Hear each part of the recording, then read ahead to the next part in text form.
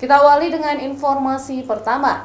Saudara, kebakaran melanda kawasan ladang produksi minyak dan gas bekas ExxonMobil yang kini dioperasikan PT Pema Global Energy di klaster 1 Kecamatan Syamtalira Arun, Aceh Utara. 6 unit pemadam kebakaran dikerahkan ke lokasi untuk memadamkan api yang membakar ilalang. Petugas dari PT Pema Global Energy dibantu tim pemadam kebakaran dan BPBD Aceh Utara berusaha memadamkan api yang membakar rumput dan ilalang di area produksi ladang migas bekas ExxonMobil. Kebakaran yang terjadi di klaster 1 sekitar pukul 13 siang diduga akibat teriknya matahari sehingga menyebabkan rumput dan ilalang kering terbakar.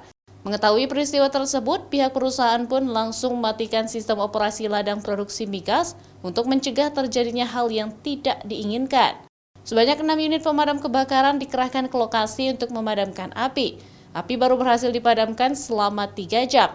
Hingga pukul 16, pihak perusahaan bersama pemadam kebakaran masih terus melakukan pendinginan.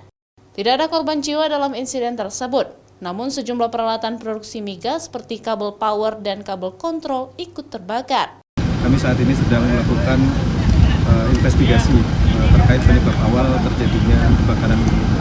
Perlu diketahui bahwa saat ini cuaca cukup terik 34 derajat dan memang beberapa rumput mati itu ada di dalam klaster.